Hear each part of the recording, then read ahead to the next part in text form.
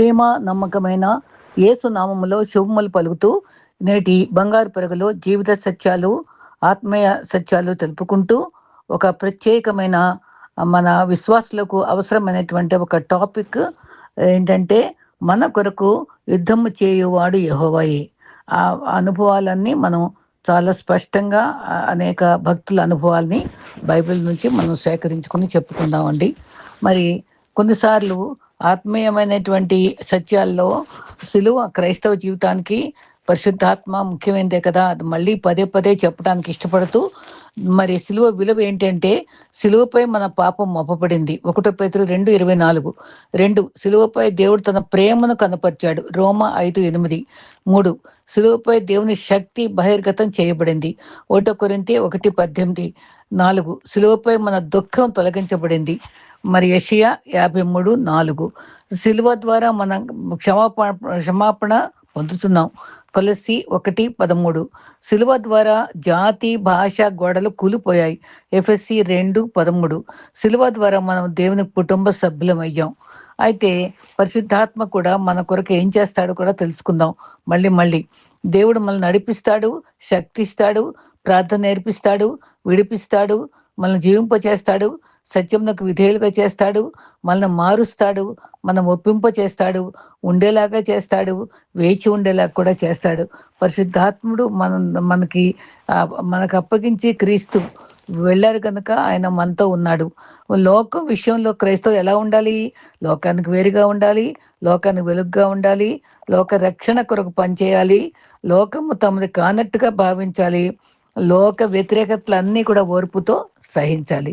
గెలవాలంటే కష్టాలు ఓర్చుకోవాలి, బ్రతకాలంటే ఇష్టాలను మార్చుకోవాలి కదా! మరి సూర్యుడు లేని ప్రపంచానికి వెలుగు లేదు, లక్ష్యం లేని జీవితానికి విలువ లేదు. అందుకనే పౌలు గురి చూచి పందెపు రంగంలో పరిగెత్తున్నానని చెప్పాడు.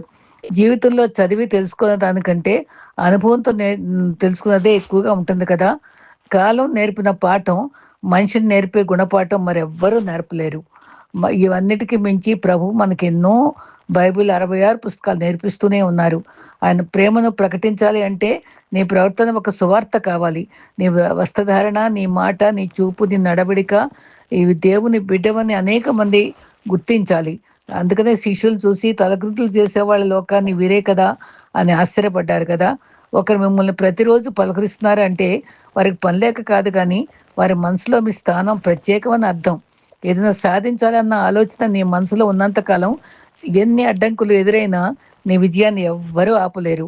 మనిషి ఆశయంతో బ్రతకాలి, కానీ అత్యాశతో బ్రతకూడదు.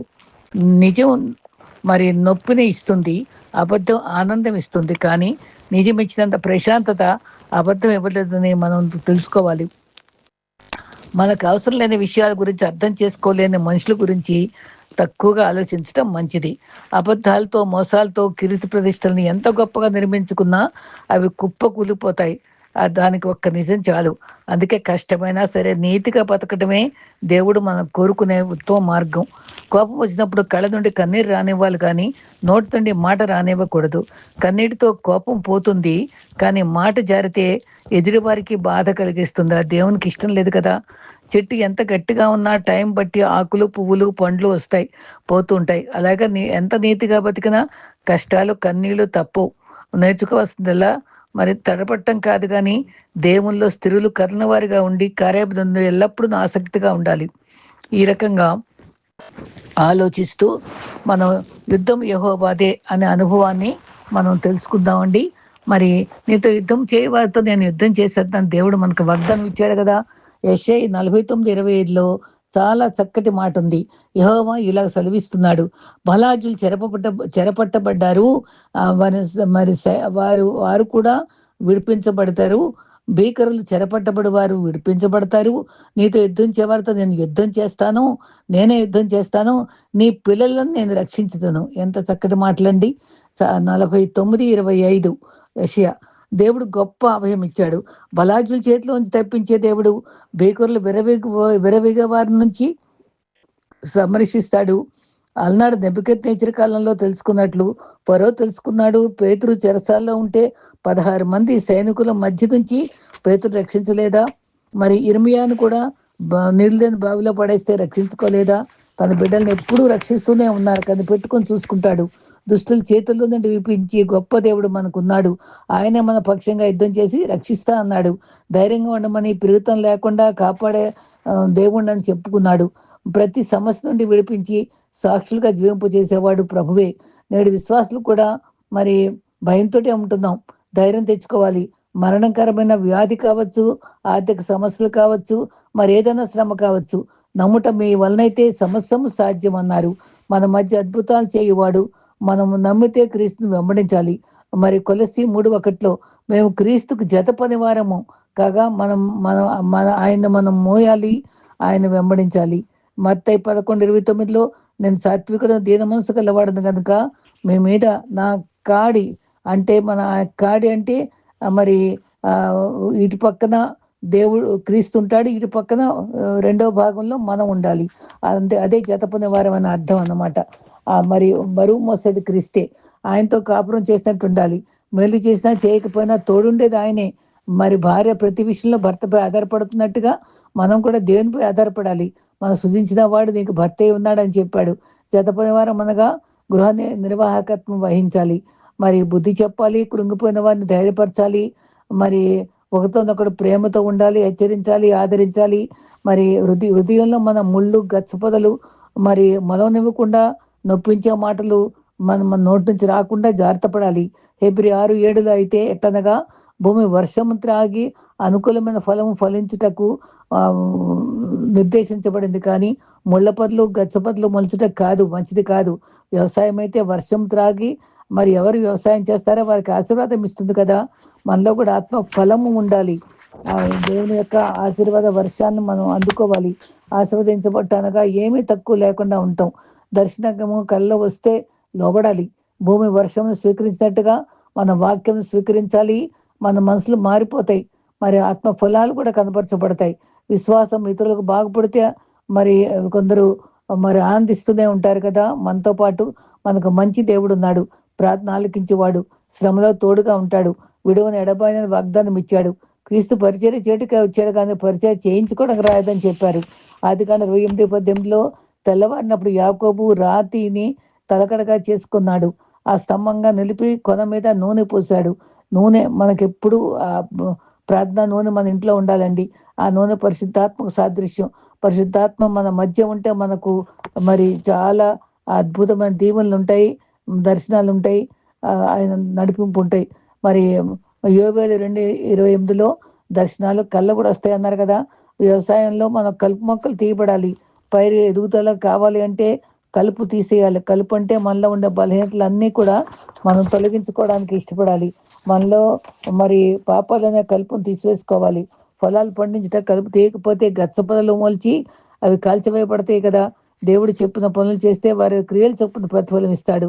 తల్లిదండ్రులు తల్లిదండ్రులను దుఃఖపెట్టరాదు, గౌరవించాలి. ఆత్మీయ తల్లిదండ్రులను కూడా గౌరవించాలి. దేవుడు మన పక్షాన పోరాడేవాడు కనుక దేవుడు మరి కనబడకుండా కూడా పోరాటాలు చేస్తాడు. మనకు రావాల్సిన ప్రమాదాల నుంచి తప్పిస్తాడు. మత్తయి 2:19 గతంలో క్రీస్తు పుట్టుక టైంలో యోసేపు ప్రత్యక్షమై ఇశ్రాయేల్ దేశంలోకి వెళ్ళుము. యేసు పుట్టినప్పుడు సైతాను ఏలుబడిలో మరి రక్షకుని చంపాలని కుట్రలు ఆరంభమయ్యాయి కదా. హేరోదులోనే సైతాన్ దూరాడు. శ్రమను దేవుడు మరి మంచి సలహా ఇచ్చే వారికి మరి క్రీస్తు తల్లిదండ్రులకు వారిని సంరక్షించాడు. మనల్ని కూడా అదే రకంగా బైబిల్ వాగ్దానం ద్వారా, దేవుని భక్తుల ద్వారా, ప్రసంగికుల ద్వారా, పాస్టుల ద్వారా, సన్నిహితుల ద్వారా మనకు మేల్కొల్పులు ఇస్తూనే ఉంటాడు, మంచి సలహాలు ఇస్తూనే ఉంటారు. అది ఆయన స్వరంగా స్వీకరించి మనం జాగ్రత్త పడాలి. అన్ని ప్రమాదాల నుంచి ఆశ్చర్యతగా తప్పించేవాడు. తర్వాత బురకుండి నా రక్షణ చూడండి అని అన్నారు కదా. మౌనంగా ప్రార్థనలో కనిపెట్టాలి. అపవాది నీ కుటుంబంలో శోధన, శ్రమ ప్లాన్ చేస్తే దేవుడు మౌనంగా ఉండడు. మన పట్ల అద్భుతాలు చేస్తూ మన పక్షంగా యుద్ధం చేస్తాడు. నిన్ను కుడి పక్క కొట్టేవారికి ఎడం పక్క తిప్పాలని ప్రభు చెప్పారు. నిన్ను అవమానిస్తే వారు నాశనం అయిపోతారు. మౌనంగా ఉంటే మీ పక్షంగా ఆయనే చూసుకుంటాడు. పగ తీర్చడం నా పని అన్నారు కదా. యుద్ధం జరిగించేవాడు ఆయనే. నీ బిడ్డను ఎవరైనా బాధిస్తే మనం ఊరుకుంటామా? మనం పోరాడతాం కదా. దేవుడు అంతే. మరి అబ్రహాం కూడా తెలిసి తెలియక అబద్ధం ఆడితే మరి భార్య రాజు అధీనంలో ఉన్నప్పుడు దేవుడు ఎంత అద్భుతంగా మేల్కొల్పి ముట్టుకోకుండా రాజు సారాని దేవుడు తప్పించి ఇవ్వలేదా? నిజంగా అది ఎంత చక్కటి ఉదాహరణ. మనకు ప్రభు బలహీనతలు ఉన్నప్పుడు కూడా ప్రభు తనకి ఇష్టపడితే ఆయన మన ఇంటర్ఫియర్ అయ్యి తప్పిస్తాడు మనల్ని. ఆయన వాదించి యుద్ధం చేసేవాడు. మరి హెబ్రీ 10:13లో పగతీర్చుట నా పని, నేను ప్రతిఫలం ఇస్తాను, ఆయన చేతిలో పట్ట భయంకరం అన్నాడు. హెబ్రీ 10:30లో కునుకడు నిద్రపోని దేవుడు మన పక్షంగా ఉంటాడు. మన పక్షంగా పోరాడే దేవుడు. జీవితమే పోరాటం నచ్చు. అందిన వాక్యం ఉద్యోగంలో సంక్షోభాలు కావచ్చు, ఆందోళనలు కుటుంబ పరంగా రావచ్చు, అంతర్గత పోరాటాలు రావచ్చు, ఒంటరి వాళ్ళ మనం భయపడవచ్చు. మరి 86వ కీర్తనలో యుద్ధరంగంలో ఉండి దావీదు సమస్యలతో పోరాడి దేవుని వైపు చూశాడు. 86వ కీర్తన ఆయన పక్షంగా పోరాడేవాడనే దావీదు అనుభవాన్ని బట్టి మనం గ్రహించగలము. మన పక్షంగా పోరాడేవాడు, మన శత్రువులు ప్రతిఫలం ఇచ్చేవాడు. కీర్తన 86:14లో దావీదు మాట ఏంటంటే, గర్విష్ఠులు బలాత్కారులు నాపై లేచారని దావీదు అన్నాడు. వారు వెంటాడారు. అబ్షాలోం వంటి తిరుగుబాటుల వల్ల పోరాటాల్లో దేవుని వైపు చూశాడు. మరి దేవా నువ్వు దయాదాక్షిణ 15 వచనంలో 86:15 దేవా నువ్వు దయాదాక్షిణ పూర్ణుడవు. శత్రువులను విజృంభించినప్పుడు దేవుడు కృపను ఆయుధముగా చేసుకుని పోరాడాడు. 16వ వచనంలో నా వైపు చూసి కరుణించము, నా సేవకుని కుమారుని అన్ని తగ్గించుకున్నాడు. అక్కడ యెషయా 41:10లో అద్భుతమైన వాగ్దానాలు ఉన్నాయి. భయపడకు, దిగులు పడకు, నేను బలపరుస్తాను, నీకు సహాయం చేస్తాను, నీతి అని దక్షిణాస్తిని ఆదుకుంటాను. ఎంత నిబ్బరంగా ఉండి ఎన్ని చక్కటి మాటలు. యెహోషువతో కూడా ఎంత చక్కగా నిబ్బరంగా ఉండి ధైర్యంగా ఉండమన్నాడు. ఇవన్నీ వాగ్దానాలు మనకే కదా.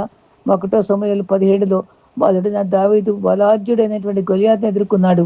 నువ్వు కత్తి బళ్ళెంతో వస్తున్నావు, నేనైతే యెహోవా సైన్యముఖధిపతికి యెహోవా పక్షంగా వస్తున్నా అని చెప్పి ధైర్యంగా ఎదుర్కొన్నాడు. నిర్గమాకాండం 14:14లో ఫరో సైన్యము తరిమిపడినప్పుడు నీడన పాయలుగా చేసినప్పుడు యెహోవా మీ పక్షంగా యుద్ధం చేస్తా అని చెప్పారు. ఇది దేవుడి వారికి పక్షంగా పోరాడాడు.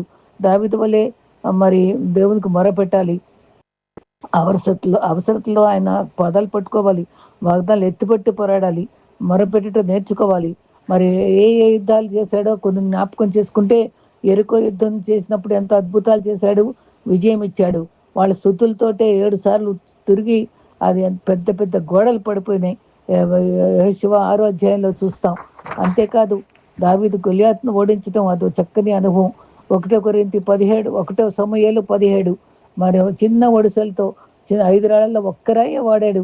ఆయన నామమున జయించాడు, విజయం ఇచ్చాడు. ఆయన ఇచ్చిన సలహా ప్రకారంగానే చేశాడు దావీదు.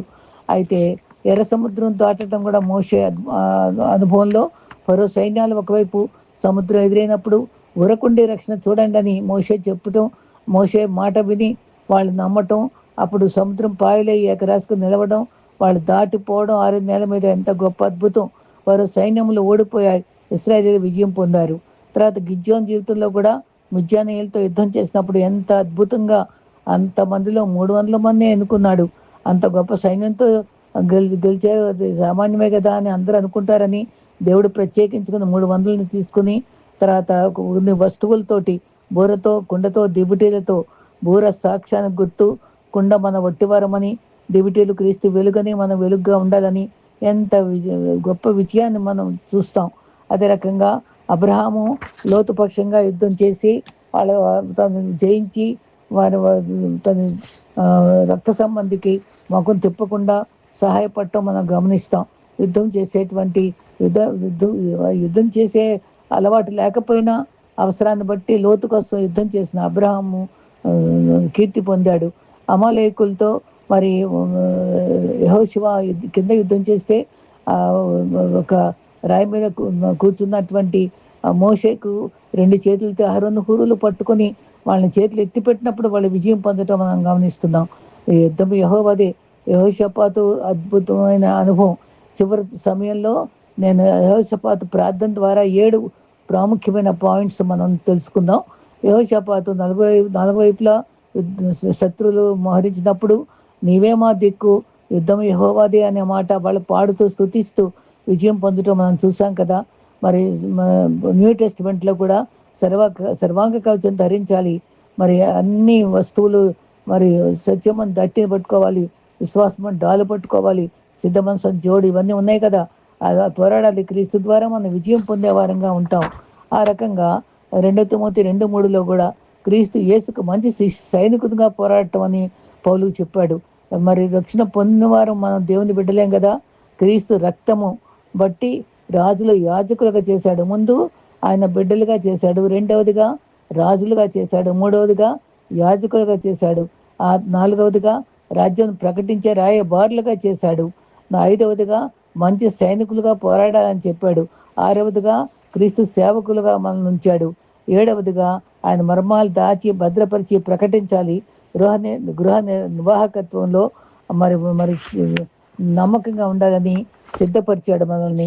యుద్ధ రంగంలో నేను సైనికుడిగా ఎలా సైనికులు అవ్వచ్చు అని తలంచవచ్చు. శత్రువులతో పోరాటాలు ఎన్నుకున్నప్పుడు మరి ఎవరు మనకి శత్రువు? 1 పేతురు 5:8 విరోధి అయిన అపవాది ఎవరిని మింగుతున్నా నీ నిబ్రమైన మరి బుద్ధి గలవారమై మెళుకుగా ఉండాలని హెచ్చరిస్తూ మరి గర్జించి సింహం వలె వస్తున్నటువంటి సైతాన్ని మనం ఎదుర్కోవాలి. మంచి సైనికుడిగా పోరాడాలి. విజయంలో నుండి పోరాడగలము. అత్యధిక విజయము సిలువలో ఆయన కచ్చే రక్తం ద్వారా ఆయన సిలువను సహించి ఆ సైతాన్ని ఓడించిన విజేతగా మనకున్నాడు. కాబట్టి మనం ఆయన రక్తంలో కడగబడిన అనుభవంతో మనము విజేతలమై ఆయన పోరాడి మన విజయం పొందుతాం. ఆయన మన పక్షంగా ఉంటాడు. ఆయన పక్షంగా ఉంటే విరోధి ఎవడు? ఆయన మరి ఎఫ్ఎస్సి 6:12 పోరాడినది శరీరులతో కాదు, ప్రధానులతో కాదు, లోకనాథులు కాదు, అంధకార సంబంధమైన దురాత్మ సమూహాలతో మనం పోరాడుతున్నాం. అది మనకు కనబడని దుష్ట శక్తులతో పోరాడుతున్నాం. మన పురోభివృద్ధి అడ్డుకుంటకు అన్యాయం చేయడానికి సైతాన్ని ఎప్పుడు పొంచి ఉంటాడు. మన పక్షంగా దేవుడు యుద్ధం చేస్తాడు. యుద్ధ వీరులుగా మన మధ్య ఉంటాడు. యుద్ధం యెహోవాదే. మన అడ్డంలో అన్నీ కూడా అడ్డంకులన్నీ పొడగొట్టేవాడు. యోర్దాను మరి మరణానికి నిందలకు అవమానాలకు గుర్తు. యోర్దాను కూడా తను చీల్చి తన యొక్క ప్రజలను నడిపించాడు కదా. యెహోషువ ప్రార్థనలో ప్రాముఖ్యమైనది ఒంటరి ప్రార్థన. 2వ దినవృత్తాంతములు 23లో ఆ 7 పాయింట్స్లో యెహోవా యొద్ద విచారణ చేయుటకు మనస్సు నిలుపుకున్నాడు. మనం కూడా ఆయన విచారణ చేయడానికి దావీదు వలె, యెహోషాపాతు వలె మనసు నిలుపుకోవాలి. ఒంటరిగా ప్రార్థించుట గంటలు తరబడి మార్మస్ పొందిన కొత్తల్లో ఎంతో ప్రార్థన చేసేవాళ్ళం. ఆ ప్రార్థనాత్మ ఏది తగ్గిపోయిందా? మళ్ళీ పుంజుకుందాం. పునరుజ్జీవం పొంది దేవుల్లో ఒంటరి గడుపుదాం. మరి జీవితం ప్రార్థన ఒంటరి జీవితం లేకపోతే, ప్రార్థనాత్మ లేకపోతే బీడుబారిపోతాం, ఎండి ఎడారుగా అయిపోతాం. ఒంటరి ప్రార్థన లోపం అని గ్రహించి యేసులో ఏకాంతంగా పొందితే శాంతి పొందుతాం. మొదటిగా ఆ రకంగా ఒంటరి ప్రార్థన యెహోషాపాతు చేశాడు. మనం కూడా నేర్చుకుందాం. తర్వాత మనసు నిలుపుకున్నాడు. ఒంటరి ప్రార్థనలో దానియేలు కూడా 6:10 మనసు నిలుపుకున్న ప్రార్థనలో మరి దానియేలు, శద్రకు, మేషకు, అబేద్నెగో వాళ్ళని కూడా వాళ్ళు అందుకుని తర్వాత పాయింట్స్లో మనం చూద్దాం. రెండవదిగా వారు అందరూ కలిసి 2వ దినవృత్తాంతంలో 20:13 వారు శిశువులతో, భార్యలతో, పిల్లలతో అందరూ కూడా, అది కుటుంబ ప్రార్థన గుర్తు. అందరితో కలిసి యెహోషాపాతు ప్రార్థించడానికి నిలబడ్డాడు. పురుషులు ప్లస్ స్త్రీలు ప్లస్ పిల్లలు, శిశువులు కూడా ప్రార్థించారు. అది కుటుంబ ప్రార్థన. 1 ఏకాంత ప్రార్థన, 2 మరి కుటుంబ ప్రార్థన, 3 మరి దేవుడు కుటుంబ ప్రార్థన. Family that praise together will stay together. అది నిలిచి ఉంటుందండి. దాంట్లో విడాకులు ఉండవు. సమాధానం వెతికి వెంటాడతారు, ఎక్కడెక్కడ సరి చేసుకుంటారు, ప్రేమ చూపించుకుంటారు. అది కలిసి ప్రార్థన చేసుకోవడంలో ఎంతో శక్తి ఉంది. కుటుంబ ప్రార్థన. మందస్సు ఉపదేశం ఇంట్లో ఉన్నప్పుడు ఆ కుటుంబం అంతా దీవించబడింది. మనం ప్రార్థన మందస్సు మనలో ఉంటే ప్రభు మనం దీవిస్తాడని గుర్తెరుగుదాం. ప్రార్థనకు మరి బ్లెస్సింగ్ కావాలంటే కలిసి ప్రార్థించడం నేర్చుకుందాం. 3వది సమాజ ప్రార్థన. 2వ దినవృత్తాంతంలో 24:5 వారంతా సమాజంలో కూడుకొని జనులందరూ నిలబడ్డారట. అక్కడ అందరూ కలిసి ప్రార్థన చేశారు. సమాజ ప్రార్థన. 1 ఏకాంత ప్రార్థన, 2 కుటుంబ ప్రార్థన, 3 సమాజ ప్రార్థన. తర్వాత మరి ఆ సమాజ ప్రార్థనలోనే పేతురు కోసం అత్యాసక్తితో ప్రార్థించింది సంఘం. అపోస్తలుల కార్యం 12:5 అత్యాసక్తితో ప్రార్థించింది. ఆసక్తి కాదు, అత్యాసక్తితో ప్రార్థించింది. 4వదిగా మరి మన జీవితం ఎట్లా ఉంది అంటే, తినము, త్రాగము, సుఖించుము, స్తుతించుము బదులు సుఖించుము అన్నట్టున్నాం. అమెరికా వాళ్ళు అని చెప్తాడు అక్కడ. అన్నీ మన దేవాలయాలు అన్నీ కూడా మూసిపడిపోతున్నాయి. హిందూ దేవాలయాలు పెరిగిపోతున్నాయి. మనం ఎక్కడున్నాం? మనం ప్రభువు కోసం కలిసి ప్రార్థించే వారంగా ఉంటున్నామా, దిగజారిపోతున్నామా? ఉజ్జీవం పునరుజ్జీకరింపబడాలి, రెన్యూ అయిపోవాలి మనం. 26 రెండో దినవృత్తాంతం 26లో ఉపవాసం ఆచరించాలి, అలవాటు మనకు పెట్టుకోవాలి. మరి మార్కు 9:29లో ప్రార్థన వల్లనే, ఉపవాసం వల్లనే సైతాన్లు పోతాయని సూటిగా దేవుడు చెప్పాడు. సైతాన్ని వదిలించాలంటే ఉపవాసమే, గట్టిగా ప్రార్థన చేస్తే మనం దూరం చేసుకోగలం. తర్వాత ఫ్రాన్సిస్ అనే ఆయన ఎక్కువ ప్రార్థనలో గడిపి స్టేజ్ ఎక్కేవాడట. ఆయన స్టేజ్ ఎక్కడానికి నీరస పడిపోతే ఇద్దరు ముగ్గురు పట్టుకొని తీసుకొచ్చి స్టేజ్లో నిల్చోబెడితే చక్కటి వాక్యం చెప్తున్నప్పుడు ప్రతి కాంగ్రెగేషన్లో ప్రతి ఒక్కరు కన్నీరు కార్చేవారట, అలా కదిలించబడేవారట. అందుకని ప్రార్థనాత్మతో సిద్ధపడటం మనకు చాలా అవసరం. మరి మనం తిండి మాటలు తగ్గించి, నిద్ర తగ్గించి ప్రార్థనలో ఏకాగ్రత పొందడం మనం ఉపయోగించుకుందాం. 5వదిగా అత్యవసర ప్రార్థన, ఎమర్జెన్సీ. యుద్ధం ప్రకటించగానే ఎమర్జెన్సీ ప్రేయర్ చేయించారు.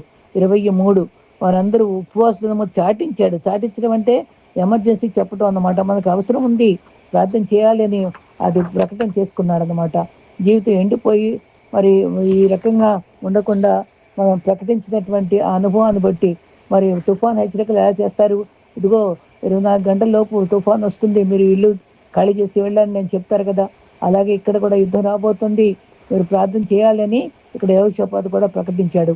అప్పుడు కూడా హెబ్రీ బాలరు కూడా మరి దానియేలుతో సహా కలిసి అందరు కలిసి ఒక ఇంట్లో కూర్చుని వారందరూ నలుగురు కలిసి ఆ సమస్యల కోసం అత్యవసరంగా ప్రార్థన చేసి ఆ కళ్ళ భావం తెలుసుకొని వాళ్ళు తలలు నరికించబడకుండా వాళ్ళు రక్షించబడి దేవుని మహిమపరిచారు. ఆ రకంగా మనము కలిసి ప్రార్థన చేయడం కూడా అవసరమే. 6వది వాగ్దానాలు ఎత్తిపట్టి ప్రార్థించాలి. నన్ను అడుగుము నీకు జనములు స్వాస్థ్యంగా ఇస్తాను, విడువని ఎడబానని చెప్పారు. ఇచ్చట నీ నామం గంత కోసం కాదు, నీ కనుదృష్టి మా మీద ఉంచు, వాగ్దానం నెరవేర్చి దేవుడు అని 2వ దినవృత్తాంతం 29లో ఇక వాగ్దానాలు ఎత్తిపట్టి ప్రార్థన చేయడం గురించి చెప్పారు.